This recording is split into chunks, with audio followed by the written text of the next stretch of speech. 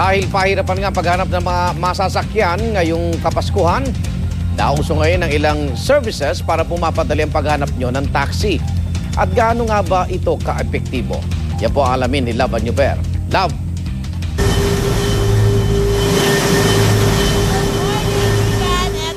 Pagkatapos si Buwan Aquino, nandito ako ngayon dito sa Pasko nila sa may Baywalk area nitong Rojas Boulevard, kung saan kagabi nga talagang masayang-masaya itong lugar na to. Pero ngayon, dahil nagsara sila ng mga bandang 2:00 ng madaling araw, sarado na itong area na ito ng mga bazaar at mga kainan. At syempre, pag tayo po'y pumupunta sa mga kainan, sa mga bazaar at kung saan-saan pang pamamasyal, kailangan talaga natin igan ng pagsakay ng taxi or kailangan natin sumakay ng taxi or ano ba pang pampublikong sasakyan. Pero most of the time, talaga lalo pag pamilya, talagang taxi ang kanilang sinasakyan. Kaya ngayong umagang ito, mag-e-eksperimento tayo dahil meron po ngayong mga nauusong mga application sa inyong mga phones na pwede na kayong kumuha ng mga taxi. At meron din naman yung tatawag ka na lang sa telepono direkta para makakuha ka ng taxi. Okay, kasama natin ngayon itong ating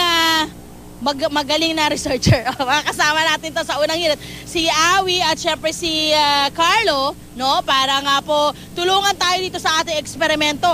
Yung isa, si Awi gagamit ng nung tinatawag nating iGrab Taxi. Ito yung isang aplikasyon sa telepono na pwede kang makakuha na ng taxi. At si Carlo naman po ay kukuha ng taxi sa pamamagitan ng iTaxi. Tatawag siya ng hotline, Yan po ay pwede nyo i-download yung Grab Taxi, yung kay Awi, yung sa aming girl. Siya po ay through online siya kukuha ng telepono, ay kukuha ng taxi. Paano yung pag-book? Nako, napakadali lang. Actually, magkaiba.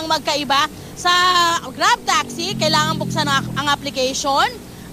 Nadedetect niya ang kasalukuyan mong lokasyon.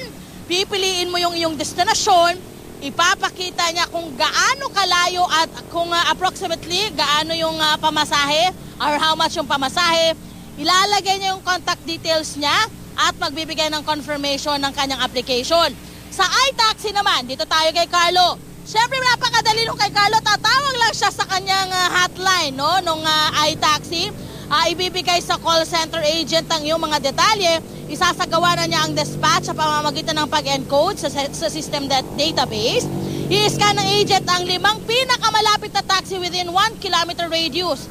Hihintayin ang pag-accept ng driver sa dispatch at ipapadala sa pamamagitan ng text message sa pasahero ang detalye ng taxi at driver. Eto na po ang ating gagawin. Umpisahan na natin. Total, nakaayos na sila. Umpisahan natin kung sino yung mauunang taxi sa kanila, but doon natin malalaman kung ano talaga yung pinaka-epektibo sa pagkuha ng taxi. Ready na kayo? Ready? 1, 2, go!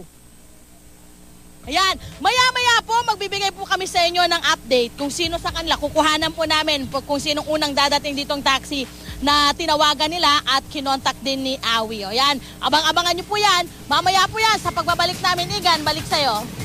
Maraming salamat! Love Anyover.